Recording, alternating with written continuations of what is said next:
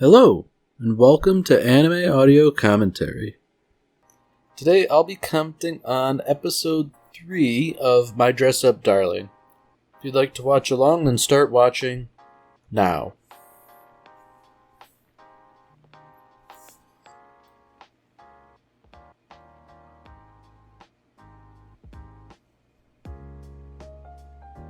So I don't know if we've gone through like a time skip or something, but it seems like we've already gotten the cosplay done.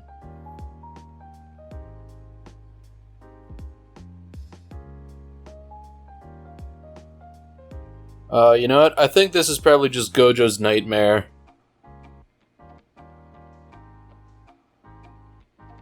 Oh boy, that's evocative, alright. You know what, I can see Gojo having a nightmare about something like this. Even though, objectively, it's not a bad place to be, you know.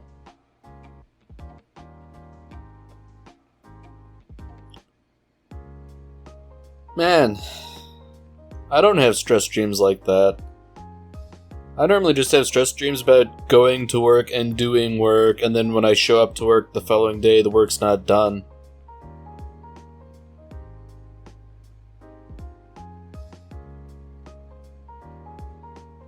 Man, I feel like the situation is almost made worse by the fact that the Hina doll is constantly staring at him.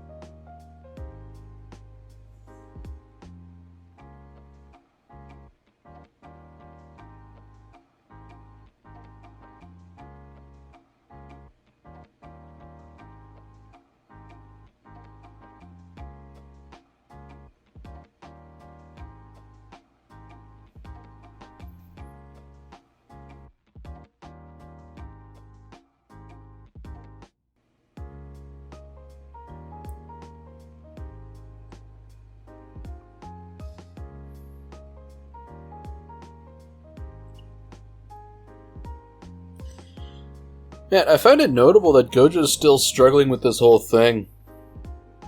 Granted, you know, the idea is that he just had a rather erotic dream about somebody who is ostensibly a friend. So therefore interacting with her might be a bit awkward, but like, I think the real and true solution here is literally and unironically just don't think about it. You know, you have control over your actions, so you sort of have to act in a way so as not to cause problems, if that makes any sense.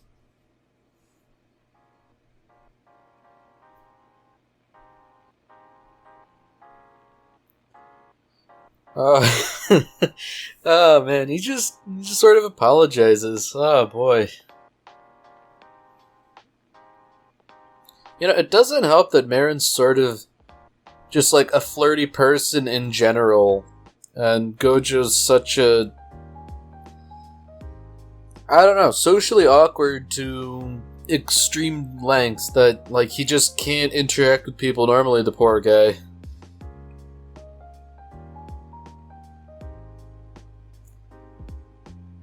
Man, this feels almost biographical for me in a weird sort of way. Like this, I don't know. I've had interactions like this where, like, you talk to girls. Man.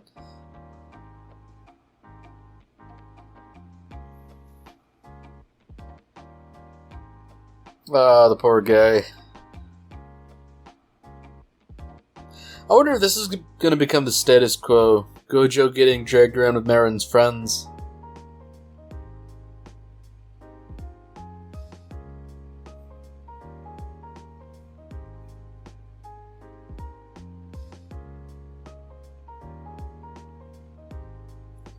So, interestingly, Gojo seems to calm down when he realizes that Marin treats him the same at school as she does in private. So, the way she behaves is truly genuine.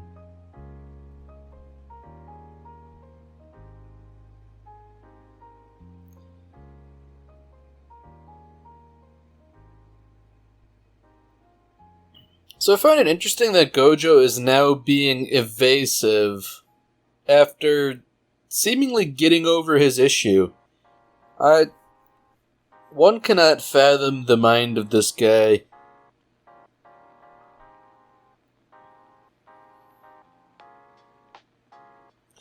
Yeah, I'm wondering if it has to do with those two girls saying, like, you know, I can't believe those two are dating.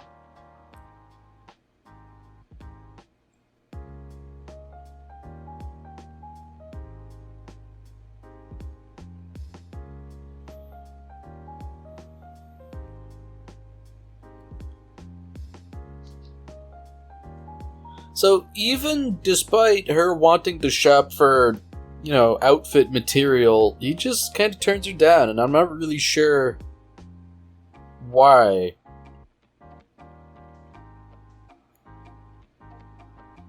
You know, he's acting like a real social outcast here, like running and hiding from people.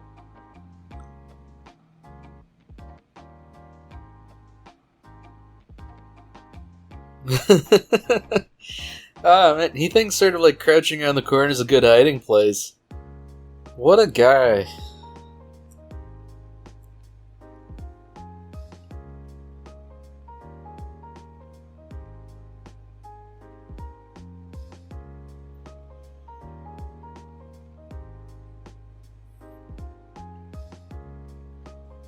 Man, I find it interesting that Gojo is the more socially conscious of the two, at least in terms of reputation, so he sort of wants to maintain her good social status by not associating with him.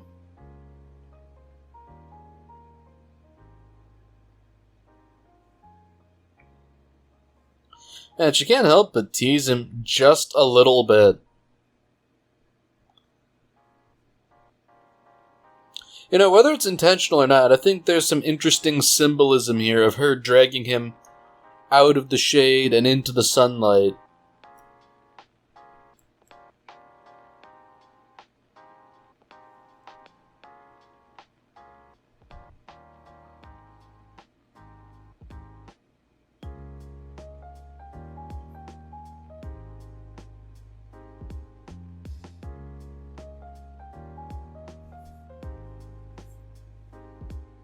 So here we have, like, the first little inkling that Gojo has talent beyond just sewing Hina dolls. You know, as it turns out, he can draw pretty darn well. You know, he kind of plays it off as though it's a sketch, but, you know, it's basically a fairly detailed outline of all the various cloth and layers and stuff that would go into the appropriate dress. And he's even got special detail views of intricate specialty bits.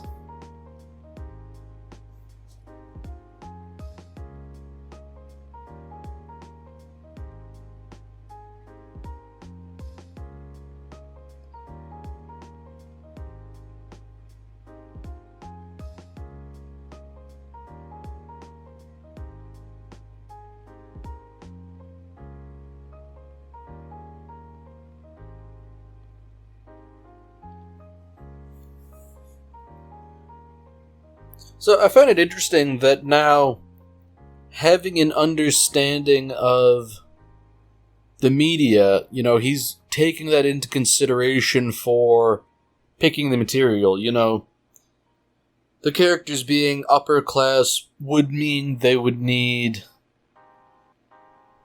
higher quality materials, so, they would go with this cloth rather than that because it's a better weave and all that. Fortunately for Gojo, it would seem as though money is no issue. Marin's been saving up, and this is important to her, so the money's well worth it.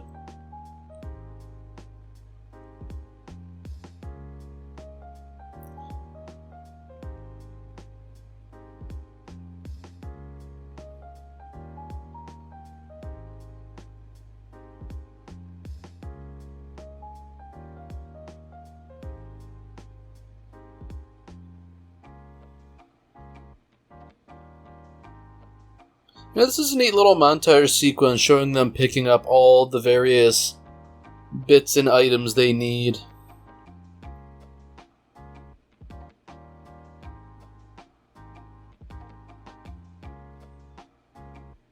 So now, of course, they need to pick up a wig.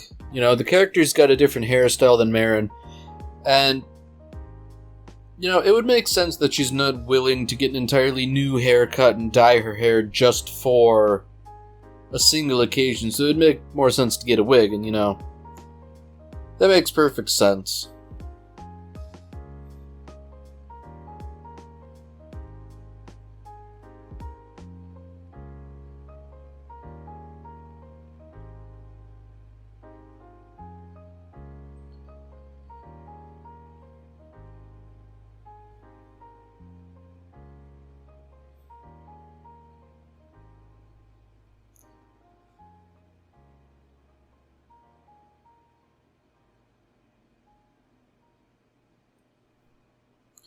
So Gojo and Marin have come to a bit of a disagreement on what exact color of hair. I find it interesting that Gojo is appealing to color theory and that, the rest of Shizuka's attire is purple, therefore a slightly purple black wig would be better than just pure black. In terms of graphic design, generally speaking, you don't want to use pure colors because they tend to, hurt the eye almost, so it's better to use, slight tints and shades.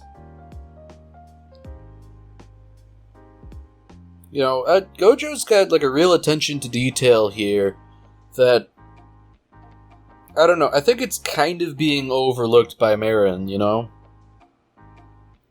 she's ultimately thankful for him, but the degree to which he's paying attention to all these small details is pretty incredible.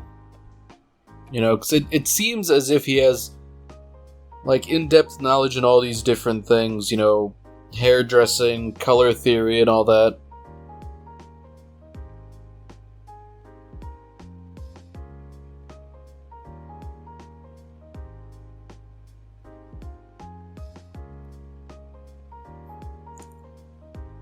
Oh boy. So here's the wrench that gets thrown into the works. Marin needs to get garters and stockings and other lingerie type stuff, and unfortunately that means Gojo's gonna have to stand around and watch. Fortunately, I've never been in the position to get dragged into Victoria's Secret or something like that, but I can only imagine that it would be supremely uncomfortable. Marin says that this kind of thing is okay because people just assume they're a couple, and it's okay to bring your boyfriend, but at the same time, I think it almost makes it more awkward for him. It doesn't help that she's showing off the underwear and the garters and all that. Woo.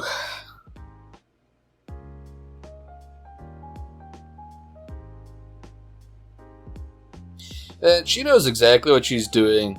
How about something a little bit sexier as thanks for your help today? Ooh.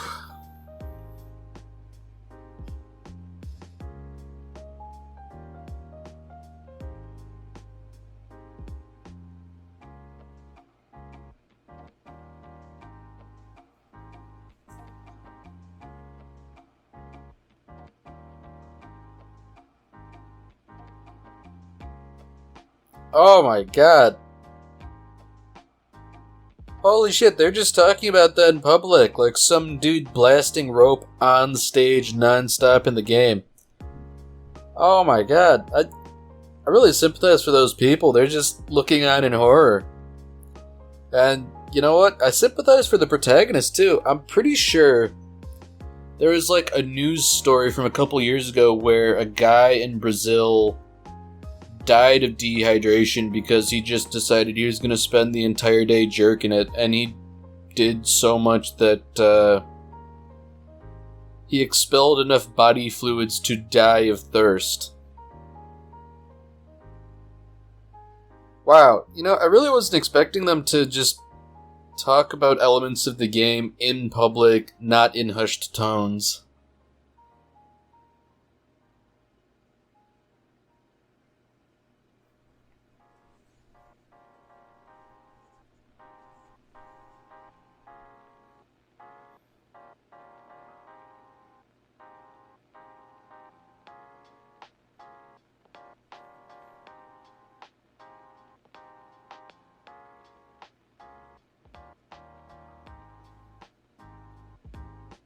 So it seems like we're getting a bit of foreshadowing here. There's this rather mysterious petite cosplayer that Marin likes, and she's super secretive and never shows up to events or anything like that.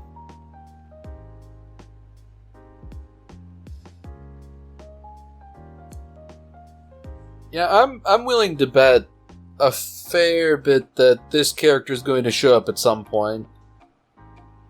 You know, they don't normally devote a scene like this to another character. They're not going to become important later.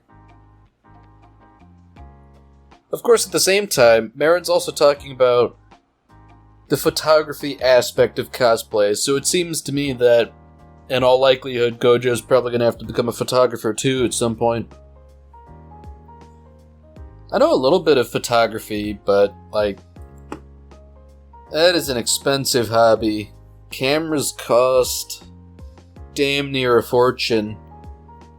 Especially if you want like a really good professional grade camera and all the ancillary equipment, you know, the reflectors, flash bulbs, things like that. Like, you could spend definitely 4 figures, probably 5 figures.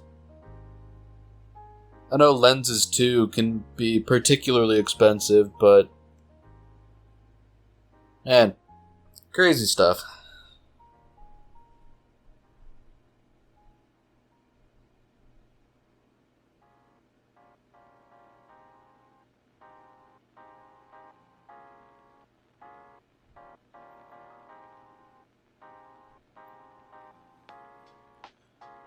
So Gojo's dropping a little bit of, I guess, background and philosophy on us, and how basically the true artistry of this Hina doll is what defines the word beauty to him, and so it's not a word he uses lightly. And you know what? I think that's substantially true. You know, you shouldn't use words when they are inappropriate or when you don't mean them. And, you know, you can't just call things beautiful. You know, it cheapens the word. Especially when the word refers to something of superlative value.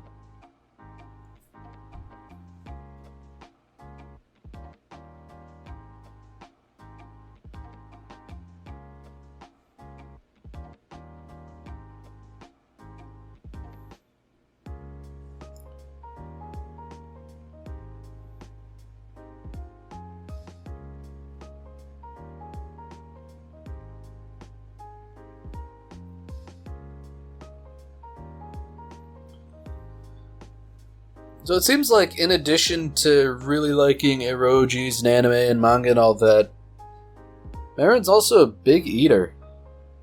You know, because like they had dinner and now she's eating more food from a stall. She's also very generous too, considering she essentially paid for everything. And, you know, it's alright in her mind. You know, she doesn't need to be paid back because she took up his entire day.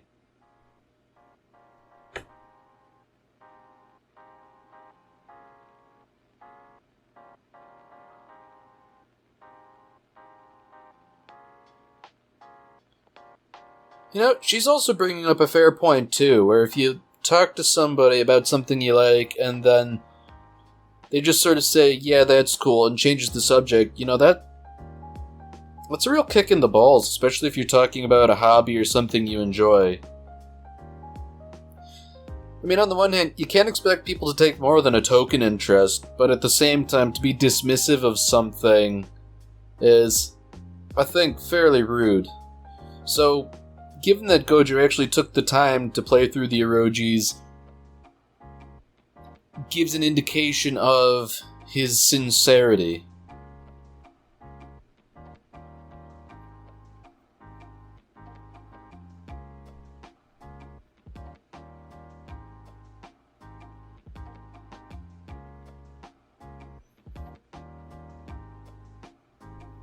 So once again, Gojo has a hang-up about doing anything even tokenly romantic, such as taking a bite of something she's already bit into, because that would be like an indirect kiss. Now, that's also a trope that comes up frequently, and frankly, I don't see the big deal about it, but it's probably a cultural thing.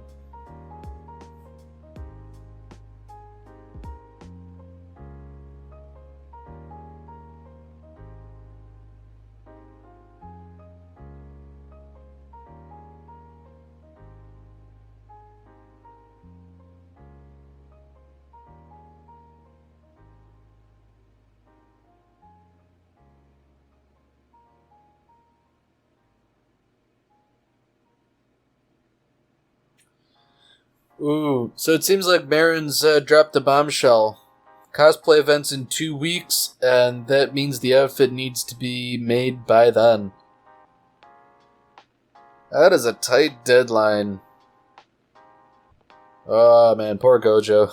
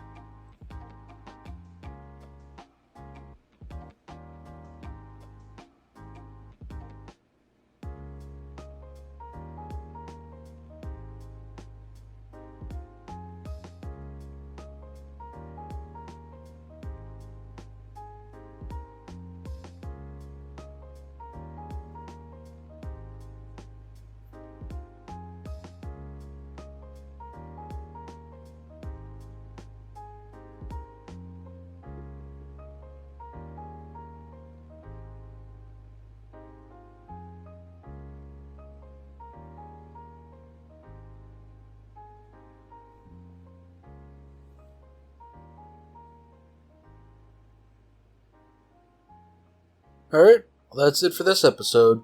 If you've enjoyed it, then by all means, tune in for the next one. See you, Space Cowboy.